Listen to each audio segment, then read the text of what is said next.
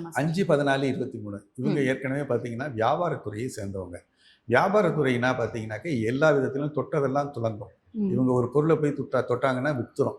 இவங்க எந்த பொருளை இவங்கள்ட்ட கொடுத்தாலும் அவங்க மார்க்கெட்டிங் ஸ்ட்ராட்டஜிஸு வாயால் வந்து பெரிய அளவில் ஏதோ சொல்லுவாங்களா அந்த மாதிரி வியாபாரம் பண்ணக்கூடிய திறமை இவங்களுக்கு அதிகம்.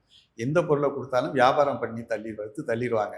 இப்போ கம்ப்யூட்டர் துறைகளில் எல்லாருமே ஈடுபட்டிருக்காங்கிறதுக்கு அர்த்தம் என்னன்னு கேட்டிங்கன்னா, அது புதனுக்குரிய துறையாக இருக்கிறதுனால தான் என்னையுமே ஈர்க்கக்கூடிய தன்மை பெற்றிருக்கு.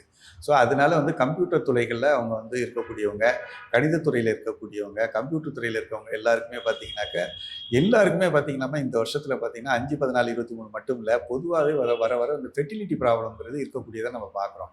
இந்த 5ஆம் நம்பர்காரங்களுக்கு இது அதிகமான ஃபெர்டிலிட்டி ப்ராப்ளம்ஸ் இருக்கும். அது வந்து இந்த வருஷம் தீர்க்கப்பட்டு திருமண விஷயங்களில் இவங்க விரும்பி ஒரு கல்யாணத்தை பண்ணணும்னு நினச்சிக்கிட்டே இருப்பாங்க. ஸோ அந்த விதமான விஷயங்கள் இந்த நம்பர்காரங்களுக்கு இந்த வருடம் நடக்கும். அதே மாதிரி குழந்தை பேர் இல்லாதவங்களுக்கும் கண்டிப்பாக குழந்தை பேர் கிடைக்கும்.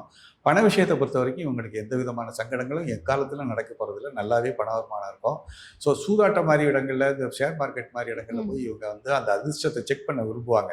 நம்ம தான் எங்கே போனாலும் நமக்கு பணம் கிடைக்குதுன்னு. அந்த நேரத்தில் பார்த்தீங்கன்னாக்கா அவங்களுக்கு அதிர்ஷ்டம் துரதிர்ஷ்டமாகும். ஸோ பங்கு மார்க்கெட்டில் மட்டும் இவங்க ஈடுபடக்கூடாது. மற்ற விஷயங்களில் ஈடுபட்டால் போதுமானது. தொழிலெல்லாம் வந்து இயற்கையிலேயே சிறப்பாக இருக்கும். ஸோ இவங்களுக்கு இந்த வருடம் வந்து சிறப்பான வாழ்க்கை நிச்சயமாக எக்காலத்திலும் இருக்கும். ஆனால் இவங்களுக்கு தடங்கள் பட்டு வந்த திருமணங்கள், தாமதப்பட்டு வந்த புத்திர பாக்கியம் எல்லாம் இந்த வருடம் கண்டிப்பாக நடக்கும்.